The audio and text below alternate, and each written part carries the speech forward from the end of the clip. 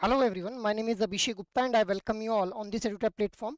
सो guys, आज के इस सेशन में हम लोग बात करेंगे इन्वेस्टमेंट मैनेजमेंट के पार्ट नंबर 2 के बारे में। But before moving ahead I just want to let you know guys कि जब भी हम लोग किसी भी एग्जामिनेशन की प्रिपरेशन करते हैं तो we need to have a proper strategy guys.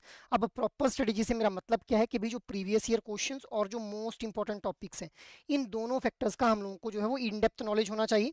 तो गाइज, अगर आप लोगों का भी यही कंसर्न है with respect to this JIB examination, तो आप लोगों के इसी कंसर्न को रिजॉल्व किया जा रहा है with the help of this E book जो कि एडुटैप के द्वारा लॉन्च की गई है। इस ई बुक का लिंक आप लोगों को इस वीडियो के डिस्क्रिप्शन में मिल जाएगा, जहां से आप लोग previous year questions and most important topics for each and every component of JIB examination के बारे में इन डेप्थ एनालिसिस कर पाएंगे guys. So have a look on this E book अगर आप लोग अपनी प्रिपरेशन को एक सही डायरेक्शन में लेकर के जाना चाहते हैं। मूविंग अहेड, नेक्स्ट हम लोग बात कर लेते हैं आज के सेशन के बारे में। तो आज की सेशन को हम लोग स्टार्ट करेंगे with the investment banking guys. So what is investment banking actually? So investment banking is a specific division of banking or financial institution that serves institutions like government and corporation. So मतलब यहाँ पे जो targeted customer group है वो कौन है? Government और corporation, by providing the underwriting, merger and acquisition advisory services. Underwriting क्या होता है इसको अभी थोड़ा डिटेल में हम लोग समझेंगे। फिलहाल के लिए आप लोग ये समझिए कि जहाँ पे भी फंड रेज करने के रिगार्डिंग बात होगी या फिर कैपिटल रेज करने के रिगार्डिंग बात होगी, उस सारे प्रोसेस को हम लोग जो है वो अंडरराइटिंग का पार्ट मानेंगे।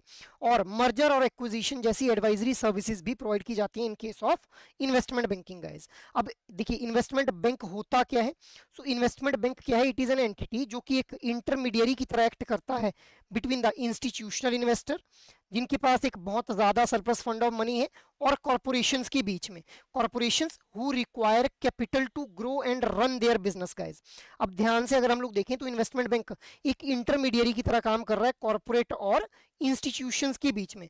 कॉर्पोरेट्स को फंड्स चाहिए अपने बिजनेस को ग्रो करने के लिए, और इंस्टीट्यूशंस मतलब इंस्टीट्यूशनल इन्वेस्टर्स जिनके पास जो है वो लार्ज सम ऑफ मनी है, who want to invest their funds, तो इनके पास सरप्लस फंड्स हैं, इनके पास डेफिसिट ऑफ फंड्स हैं, इनको फंड्स की रिक्वायरमेंट है और ये फंड कहीं इन्वेस्ट करना चाहते हैं, तो दोनों को आपस में जो है वो मिलवाने का काम करता है क्या?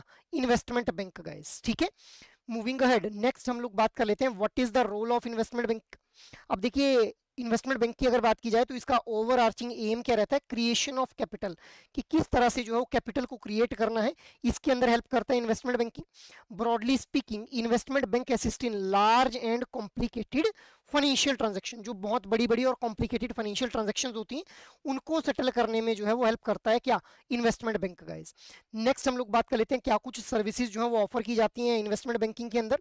अब देखिए, underwriting new debt and equity securities, underwriting की जो सर्विसेज हैं वो ऑफर की जा रही है। Merger and acquisition, under writing का मतलब क्या है कि फॉर एग्जांपल एक कोई ऑर्गेनाइजेशन है जिसके द्वारा इनिशियल पब्लिक ऑफरिंग लेकर के आ रहे हैं, वो अपने शेयर्स को जो है लिस्ट करना चाहते हैं, तो इनिशियल पब्लिक ऑफरिंग लेकर के आ रहे हैं। अब एक अंडर राइटिंग फर्म के द्वारा जो है वो रिस्पॉन्सिबिलिटी ली जाएगी कि भाई जो भी शेयर्स ये लिस्ट करना चाहते हैं अपने स्टॉक मार्केट के अंदर, वो सभी शेयर जो है वो सोल्ड आउट हो जाएं, तो ये रिस्पॉन्सिबिलिटी किसके द्वारा ली जाएगी? अंडर राइटिंग फर्म के द्वारा ली जाएगी। डिटेल में अभी हम अंडर राइटिंग के बारे में बात करेंगे आने वाले सेशंस के अंदर। Next is facilitate merger and acquisition, merger और एक्विजिशन को भी फैसिलिटेट करते हैं ये इन्वेस्टमेंट बैंक्स। इसके अलावा आईपीओज को फैसिलिटेट करने में हेल्प करते हैं, इक्विटी रिसर्च में हेल्प करते हैं। ठीक है, इसके अलावा लेवरेज फाइनेंस की सर्विसेज जो है ऑफर की जाती है, मतलब lending money to the firms to purchase asset, जो फर्म्स हैं उन्होंने अगर अपने एसेट परचेज करने तो उसके लिए फंड्स को लेंड किया जाता है, जिसको हम लोग क्या बोल रहे हैं? Leveraged finance guys. Next is in identifying the opportunities of investment, restructuring companies to make them more profitable. तो मतलब इन्वेस्टमेंट बैंकिंग के अंदर हम लोग ये देखते हैं कि कंपनीज की रीस्ट्रक्चरिंग के ऊपर भी काम किया जाता है, जिससे कि उन ऑर्गेनाइजेशंस को जो है वो और ज्यादा प्रॉफिटेबल बनाया जा सके। अब अगर हम लोग थियोरेटिकली देखें तो इन्वेस्टमेंट बैंकर जो है, he should be an expert who have their finger on the pulse of the current investing climate, कि मतलब अभी करंटली जो है इन्वेस्टमेंट क्लाइमेट कैसा चल रहा है। क्लाइमेट का मतलब क्या है यहाँ पे? क्लाइमेट मतलब जो इन्वेस्टमेंट क्लाइमेट है उसका मतलब क्या है कि भाई किस तरह से जो इन्वेस्टमेंट की जानी चाहिए, कौन सी इन्वेस्टमेंट के ऊपर कितनी रिटर्न्स एक इंडिविजुअल को देखने के लिए मिल सकती है, या फिर एक्सपेक्टेड लॉस कितना बियर करना पड़ सकता है। तो करंट जो इन्वेस्टमेंट क्लाइमेट है उसके ऊपर काफी ज्यादा एक पकड़ होनी चाहिए जो हमारा ये इन्वेस्टमेंट बैंकर रहता है। They tailor their recommendation to present state of economic affairs to best advise a business on a developmental path to follow. तो वो अपनी रिकमेंडेशंस प्रोवाइड करते हैं on the basis of their knowledge, जिससे वो एक बिजनेस को जो है वो एक सही रास्ता दिखा पाते हैं कि किस तरह से एक बिजनेस के द्वारा जो है वो ग्रोथ की जा सकती है। बिकॉज अभी ऑलरेडी हम लोगों ने देखा कि यहाँ पे जो गवर्नमेंट और जो कॉर्पोरेशन है, those are the targeted customers with respect to the investment banking guys. ठीक है, मूविंग अहेड, अब देखिए दो की एरियाज हम लोगों को यहाँ पे देखने के लिए मिल रहे हैं with respect to this investment banking, underwriting and merger and acquisition. Merger and acquisition का मतलब क्या है कि जैसे मान लो दो एंटिटीज हैं ए और बी, ये दोनों मर्ज हो गई, अब नई एंटिटी बन गई ए बी, ये तो हो गया मर्जर। एक्विजिशन का मतलब क्या है कि एक ऑर्गेनाइजेशन है ए, उस एक दूसरी ऑर्गेनाइजेशन है बी, अब इस बी ऑर्गेनाइजेशन को ओवरटेक कर लिया, एक्वायर कर लिया, इसको बोलेंगे एक्विजिशन। ठीक है, तो मर्जर एंड एक्विजिशन और अंडर राइटिंग की सर्विसेज जो है वो मेजर की एरियाज का रोल प्ले करती हैं in the case of this investment banking guys. अब नेक्स्ट हम लोग बात कर लेते हैं अंडर राइटिंग के बारे में। अब देखिए गाइस, अंडर राइटिंग क्या है? Underwriting is the process of raising capital through selling stocks और बॉन्ड्स टू द इन्वेस्टर।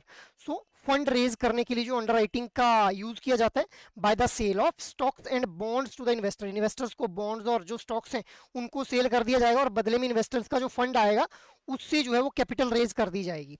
अब तीन तरह की अंडर राइटिंग हम लोगों को जनरली देखने के लिए मिलती है। सबसे पहले फर्म कमिटमेंट। फर्म कमिटमेंट के अंदर जो अंडर राइटर फर्म है that agrees to buy the entire issue and assumes full financial responsibility for any unsold share। इसका मतलब क्या है कि जैसे मान लो एक ऑर्गेनाइजेशन है ए, इसके द्वारा 100 शेयर को जो है वो लिस्ट किया जा रहा है। अब 100 में से अगर 99 शेयर जो है सोल आउट हो जाते हैं, 1 शेयर जो सोल आउट नहीं होता है, तो इसमें कंप्लीट रिस्पॉन्सिबिलिटी किसकी रहेगी? अंडर राइटिंग फर्म की रहेगी या फिर उस फाइनेंशियल इंस्टीट्यूशन की जिसके द्वारा ये अंडर राइटिंग की सर्विसेज जो है वो ऑफर की जा रही है। Next is best effort under writing, जहां पे एक अंडर राइटर जो है वो कमिट करता है कि भाई to sell as much as of the issues as possible at a agreed upon offering price, but can return any of the unsold share to the issuer without financial responsibility। मतलब ये जैसे 100 shares हैं, अब 100 में से मान लेते हैं कि 80 शेयर्स जो हैं वो सोल्ड आउट हो जाते हैं, तो ये जो अंडर राइटर है, ये अंडर राइटिंग फर्म है, इसके द्वारा बेस्ट एफर्ट अंडर राइटिंग के अंदर ये बोला जाएगा कि भाई मैं कोशिश करूंगा कि मैक्सिमम टू मैक्सिमम शेयर जो सोल्ड आउट हो जाए, बट हाँ जो रिमेनिंग शेयर्स हैं, जो अनसोल्ड शेयर रह जाते हैं, अगर जिनको सेल आउट नहीं किया जा सकता, उनके लिए कोई भी फाइनेंशियल रिस्पॉन्सिबिलिटी जो है वो यहाँ पे अंडर राइटिंग फर्म की नहीं रहेगी in this best effort under writing guys. Next is all or none. अब ऑल और नन के अंदर if the entire issue can not be sold at the offering price, the deal is called off and the issuing company receives nothing. अब जैसे 100 shares को यहाँ पे list करना था, तो 100 शेयर्स को जब लिस्ट करना था एग्रीड अपॉन प्राइस के ऊपर, अगर एक भी शेयर जो सोल्ड आउट नहीं होता है तो पूरी की पूरी डील को ही कॉल ऑफ कर दिया जाएगा, इसलिए नाम भी क्या है? All or none guys. So these are multiple kind of underwriting services जो कि कस्टमर्स को प्रोवाइड की जाती हैं by the investment bank guys. ठीक है, मूविंग अहेड, नेक्स्ट हम लोग बात कर लेते हैं ऑर्गेनाइजेशनल स्ट्रक्चर के बारे में। अब देखिए इन्वेस्टमेंट बैंक के अंदर हम लोग जो है वो ऑर्गेनाइजेशन का जो स्ट्रक्चर है इसको 3 हिस्सों में डिवाइड कर देते हैं, फ्रंट ऑफिस, मिडल ऑफिस और बैक ऑफिस। जो फ्रंट ऑफिस है that is responsible for the revenue of an investment bank, जहां से जो है कि इन्वेस्टमेंट बैंक के लिए जो रेवेन्यू है वो जनरेट किया जाता है। प्राइमरली 3 डिविजन हम लोगों को फ्रंट ऑफिस के देखने के लिए मिलते हैं, investment banking, sales and trading and research guys. Next is middle office, जिसके थ्रू इंश्योर किया जाता है कि कंपनी किसी भी तरह के बहुत ज्यादा रिस्क के अंदर इन्वॉल्व ना हो in under writing certain securities.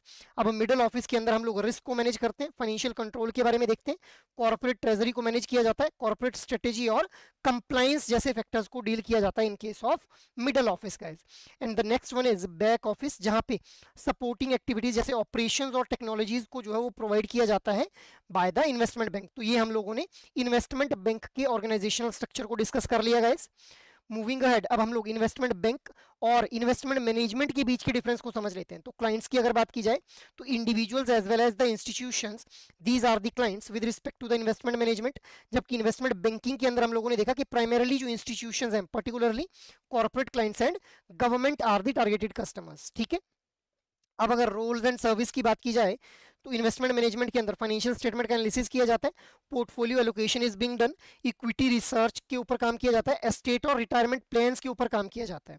जबकि इन्वेस्टमेंट बैंकिंग के अंदर issuing debt, raising money from the bonds, underwriting new securities, merger and acquisition and initial public offering जैसी सर्विसेज जो है वो प्रोवाइड की जाती हैं गाइस।